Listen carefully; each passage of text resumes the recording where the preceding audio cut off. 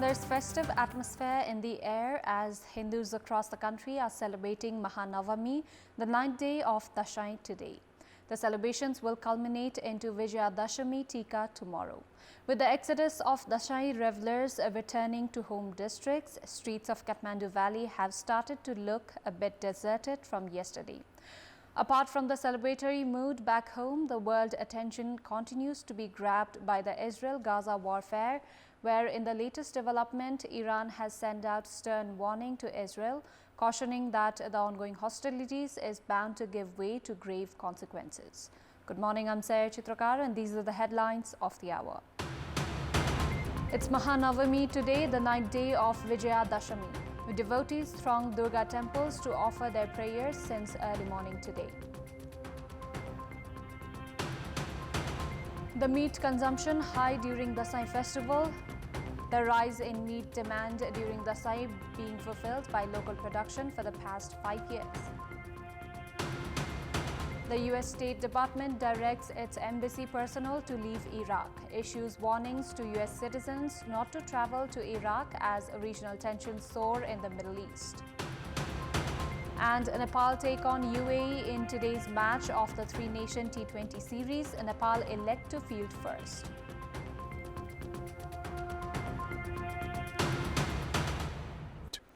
Hindus throughout the country today are celebrating Mahanavami, the 9th day of the 10-day-long Dasai festival, by worshipping Hindu goddess Durga and offering sacrifices. On this day, Jamara sown on the day of Ghatastapana is offered at various temples. Special worship is performed for goddess Durga today, while sacrifices of goat, duck, hen and buffalo are offered. Those who refrain from offering animal sacrifices offer ash guard and coconut. Devotees have thronged Durga temples across the country, including the capital, Kathmandu, to worship goddess Durga since early morning today. The Taliju temple in Basantapur Darbar Square is opened for general public once a year on this day. On other days, 8 Hindu priests perform daily rituals at Taliju temple, however, it remains closed for the general public.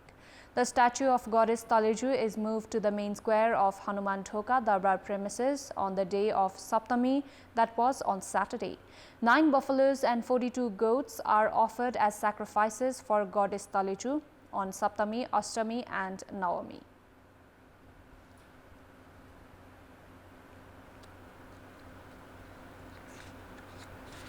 The Dasai festival is popular for eating delicious foods and wearing new clothes. Consumption of meat more than doubles during the Dasai festivities. The rise in demand of meat during the Dasai festivities is being fulfilled by local production for the past 5 years. Indra Bahadur Magar of Kusunti Lalitpur purchased 2 mountain goats worth 100,000 rupees.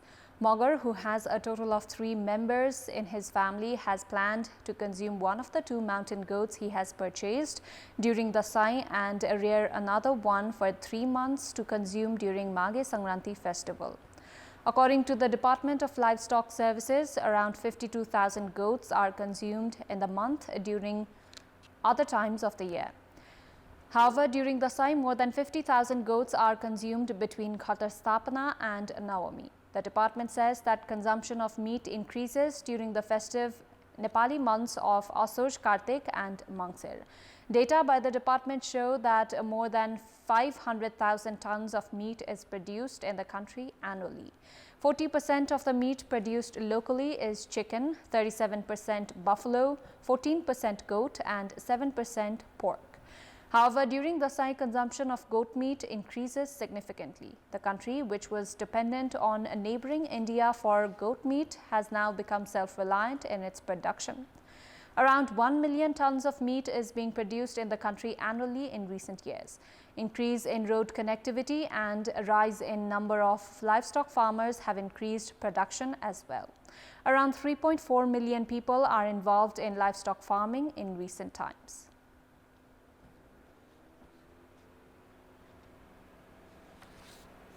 In our Public Voice segment, we had asked people in several provinces how they felt returning to their ancestral pace to celebrate the Dasai festival.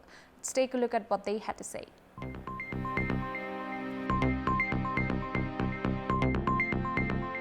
आफ्नो घर आउन पाउँदा त्यो जस्तो खुसी के हुन्छ र? चाड हो भन्दै घर परिवार सब पुनर्मिलन गराउने, माया ममता साटासाट गर्ने मौका मिल्छ।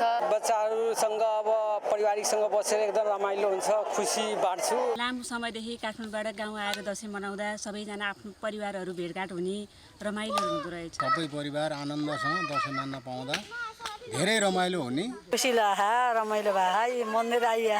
धेरै दिनको पछि हामी आफ्नो फ्यामिलीसँग भेट्छौँ अनि उसको खुसी चाहिँ हाम्रो प्रत्येक दिनको खुसी भन्दा धेरै बढ ठुलो खुसी हुन्छ। गत साल मनाउन पाइएन, यसपालि मनाउन पाउँदा धेरै खुसी लागेछ। अत्यन्तै रमाइलो लागिरहेछ मलाई। धेरै समयपछि गाउँ आउँदाखेरि एउटा उमङ्ग त भइ नै हाल्छ, तर आफ्नो उमेरका दौतरीहरू सबै कोही विदेश कोही कता गएको हुनाले अलिकति न्यास्रो महसुस चाहिँ हुँदो रहेछ। एकदम खुसी लाग्यो, रमाइलो लाग्यो, साथीहरूसँग भेट हुन पाइया, घरमा अलिअलि काम सघाउन पाइया। गाउँ आउँदा धेरै खुसी लागेको छ। सहरमा दौडधुप यताउता अस्तव्यस्त भइन्थ्यो, केही छैन भए पनि एकदम रिलिफ फिल भइरहेछ, एकदम रमाइलो भइरहेछ। वर्षको एकचोटि आउने चाडपर्वमा आफ्नो पुर्ख्यौली घर जाँदा सबै खुसी र हर्षित हुन्छौँ हामीहरू।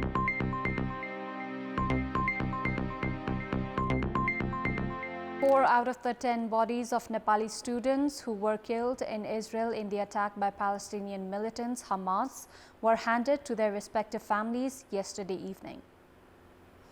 3 bodies were brought to the Tribune International Airport from Israel on an aircraft of Fly Dubai at 9 yesterday morning, while 1 body arrived at 3 p.m.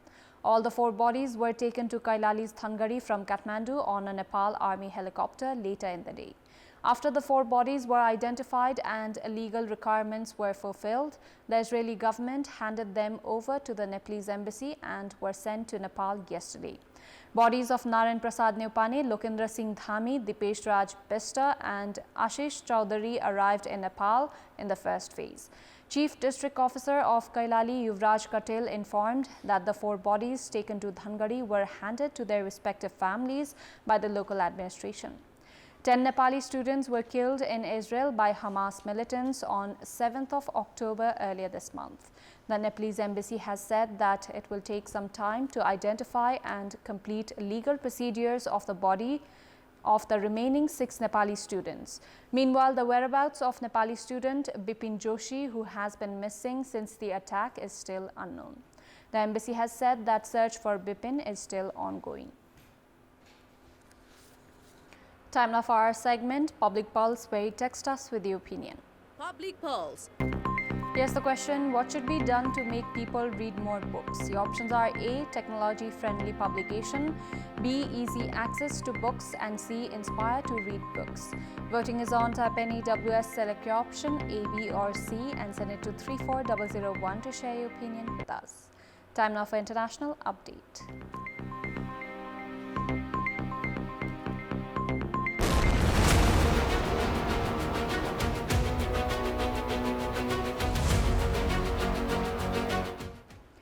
Iran's foreign minister warned Israel and the US that the Middle East may spiral out of control if Israel does not immediately stop its military action. Meanwhile, the leaders of Canada, France, Germany, Italy, the United Kingdom and the United States have issued a joint statement reiterating their support for Israel and calling on the country to follow international humanitarian law and protect civilians. In the meantime, Martin Griffiths, the UN's humanitarian chief, has announced the arrival of 14 more trucks carrying humanitarian aid into Gaza. He said it was another small glimmer of hope for Palestinians, but warned that they still need much more. The charity Oxfam welcomed the move as well as yesterday's first load of aid, but said sending a few trucks a day is simply not sufficient. Earlier, Israeli Prime Minister Benjamin Netanyahu told troops that his people are in a battle for their lives and said the war against Hamas was do or die. The Israeli military has vowed to intensify airstrikes on Gaza and warned Palestinians still in the north of the territory to flee south. It's been more than 2 weeks since Hamas launched its assault on Israel, killing more than 1,400 people. Palestinian officials in Gaza say more than 4,600 have been killed since then. A further 15 aid trucks carrying food, water and medicine arrived in Gaza yesterday evening, humanitarian organization Palestine Red Crescent said on social media. The information posted on just after midnight local time on Monday to platform X was accompanied with images showing 8 trucks purportedly arriving via the Rafah crossing in Gaza's border with Egypt. Juliet Toma, Director of Communications at the UN Relief and Works Agency, said that a second convoy of 14 aid trucks entered the Rafah crossing from the Egyptian side to the besieged Gaza Strip last night. A first convoy of 20 trucks of badly needed supplies had entered Gaza on Saturday through Rafah, which had previously been out of operation after bombardments hit on the Gaza side of the border and amid wrangling over conditions for delivering aid. The State Department has ordered embassy personnel to leave Iraq and issued warnings that U.S. citizens not travel to the country as regional tensions soar after Hamas's terror attack on Israel. The U.S. State Department on Sunday ordered the departure of all non-emergency embassy personnel and their families from its Baghdad and Erbil embassies in Iraq due to increased security threats against U.S. personnel and interests. The State Department also issued a travel advisory to U.S. citizens, warning them not to go to the Middle Eastern country.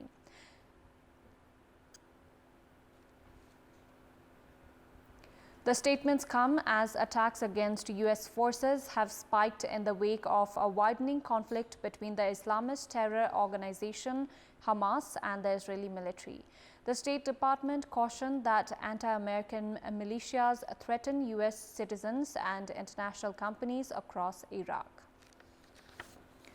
Israeli aircraft struck 2 Hezbollah cells in Lebanon early this morning that were planning to launch anti-tank missiles and rockets towards Israel, its military said, as fighting flared across the two countries' shared border.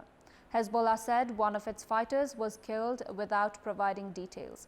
Lebanon's state-run news agency NNA reported an Israeli airstrike on the southern outskirts of Aitaron in southern Lebanon. It also did not provide details. The Israeli military released footage of the strikes.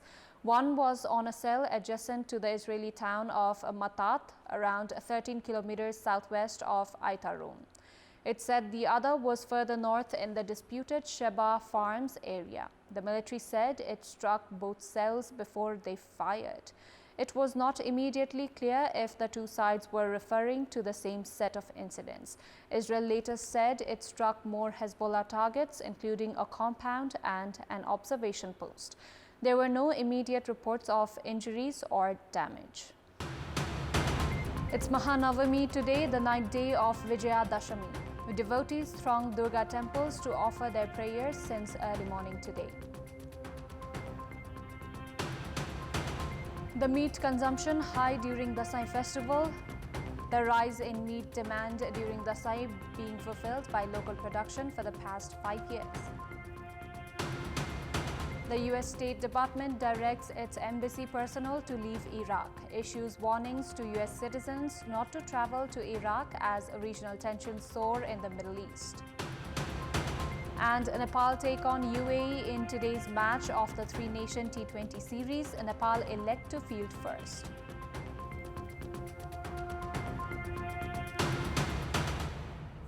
That's all for the moment. Thank you for watching. Bye for now.